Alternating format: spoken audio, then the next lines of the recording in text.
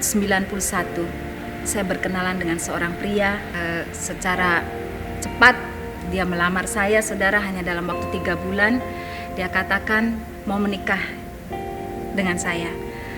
Tetapi ketika itu saya masih bingung, saudara, karena kami berbeda keyakinan. Saya adalah seorang muslim dan suami saya, dia seorang anak Tuhan. Lalu saya berikan pilihan kepada calon suami saya. Saya katakan, boleh menikah dengan saya asalkan kamu menikah secara KUA, artinya secara muslim.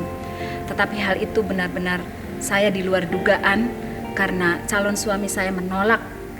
Dan dia katakan, saya tidak akan pernah mengkhianati Yesus saya. Sejak saat itu kami sempat bubar, saudara. Lalu entah dengan cara Tuhan seperti apa saya tidak mengerti, kami dipertemukan kembali. Dan saya mengambil keputusan untuk okelah kalau begitu saya nggak apa-apa, saya dinikahkan secara Kristen. Akhirnya singkat cerita kami menikah secara Kristen, saudara. Tetapi saat itu saya masih melakukan segala sesuatunya sesuai dengan iman kepercayaan saya, saudara. Saya masih melakukan sholat 5 waktu dan suami saya juga ke gereja, saudara. Kami masih berbeda keyakinan. Satu hal yang membuat saya berubah, saudara, ketika itu saya sedang mengandung dan usia kandungan saya tepat 9 bulan. Dan hari itu tanggal 5 Maret saya masih ingat, saudara, saya mengalami kontraksi, artinya saya mau melahirkan, dan saya dibawa ke rumah sakit. Tetapi masalahnya saat itu pula, saudara, saya mengalami sakit tipes.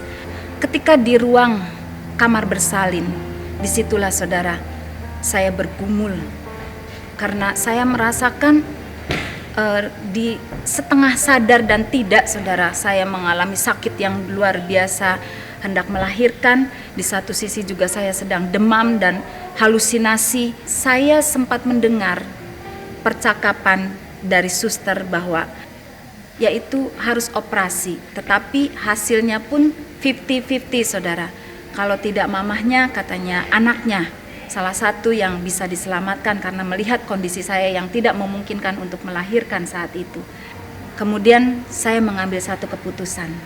Saya katakan, Yesus, jika Engkau Tuhan, nyatakan kuasa-Mu, tunjukkan kepada saya dan anak saya ingin selamat. Tiba-tiba kondisi saya berubah, saya menjadi kuat, dan sebelum dokter datang, saya sudah melahirkan secara normal. Dan hal itu sangat mengagetkan dokter, bahkan dokter bilang, ini mustahil, katanya gitu. Kemudian yang menjadi titik balik dari kehidupan saya berpikir bahwa Yesus itu benar-benar Tuhan. Ketika itu saya ambil keputusan bahwa saya mau terima Yesus sebagai Tuhan dan Juru Selamat saya dalam kehidupan saya. Satu hal yang saya pegang, saudara, bahwa Tuhan katakan ketika satu orang diselamatkan, seisi rumahnya pun akan diselamatkan. Dan janji Tuhan itu Tuhan genapi di tahun 2004. Adik saya yang begitu menentang kekristenan saya, dia pun bertekuk lutut di hadapan Tuhan. Dia katakan, saya mau terima Yesus karena saya melihat kehidupan kakak saya yang diubahkan. Dan satu lagi, saudara, yang menjadi mujizat yang terbesar lagi dalam hidup saya, mama saya tahun 2014, dia pun menyerahkan dirinya untuk dibaptis, terima Tuhan sebagai Tuhan dan Juru Selamatnya.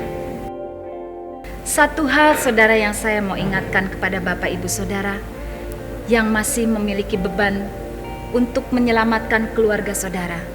Saudara sudah melihat bagaimana saya menyaksikan hidup saya, keluarga saya diselamatkan. Saudara tidak perlu berkhotbah kepada mereka. Khotbah yang sesungguhnya adalah hidup saudara sendiri.